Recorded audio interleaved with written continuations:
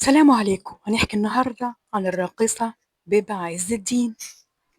بيبة من أصول لبنانية، اتولدت سنة 1916. اسمها الحقيقي فاطمة هانم عز الدين. اللي اكتشفها الرقاصة بديعة مصابني، كانت في زيارة لبنان وشافتها، قالت لها لازم تيجي ترقصي عندي في الكباريه بتاعي اللي هو كباريه بديعة مصابني. وفعلا ما كدبتش خبر، وجت بيبة على مصر واشتغلت مع بديعة في الكازينو بتاعها. كان وقتها من أشهر الملاهي الليلية. اشتهرت بيبة قوي في كازينو بديعة لدرجة إنها نفست بديعة نفسها. ومش بس كده، دي فتحت كازينو ليها في شارع عماد الدين، واستقطبت فيه كل رجال الفن والسياسة اللي كانوا دايما موجودين عندها في الملهى الليلي بتاعها. ده طبعا اللي خلى المنتجين والمخرجين يتهافتوا عليها.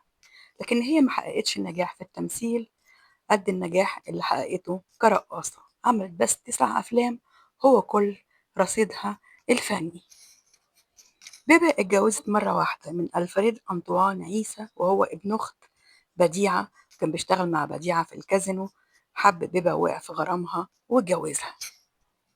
بديعة هربت للبنان بسبب الضرايب، فقامت بيبة بشراء كازينو بديعة. ومش بس كده، جابت أخت ليها من لبنان، وعملوا فقرات استعراضية راقصة جوه الكازينو بتاعها. أخواتها، واحدة اسمها عديلة والتانية اسمها شوشو، والثلاثي كسر الدنيا بالفقرات الاستعراضية اللي كانوا عاملينها. مش بس كده، ده الراحل يوسف بيك وهبي بجلالة قدره وقع في غرامها، وكان كل يوم بيسهر عندها. ومش بس كده، ده كان بيصرف عليها ببذخ لدرجة إنه صرف عليها اللي وراه واللي قدامه. بسببها أعلن يوسف بيك وهبي إفلاسه. ومش بس كده، ده أدمن المخدرات من كتر ما هو كان تعبان نفسيا وعايز ينساها. بيبة ماتت موتة غريبة. بيقولوا إن اللي ورا موتها أو قتلها هو الملك فاروق، بس ده كان بالغلط. كانت بتحيي حافية في اسكندرية، وهي راجعة من الحفلة دي اتقلبت بيها العربية ولقت مسرحها في الحال.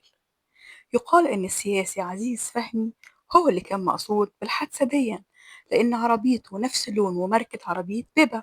ويقال إن اللي كان المفروض يقتل عزيز فهمي اتلخبط، لأن شاف العربية جاية بتاعت بيبة، وفي نفس التوقيت كان المفروض هتيجي عربية السياسي عزيز فهمي، فقتل بالغلط بيبة بدل ما يقتل عزيز فهمي. اللي أكد المقولة دي إن بعدها بأسبوع لقى عزيز فهمي مصرعه بنفس الطريقة اللي ماتت بيها بيبة عز الدين. دي كانت همستنا النهاردة عن نجوم منسية من الزمن الجميل. وأنا أختكم همسة، ودي قناتي. من فضلكم ادعموني باللايك، الاشتراك في القناة عشان تكبر بيكم وليكم. شكرا جزيلا.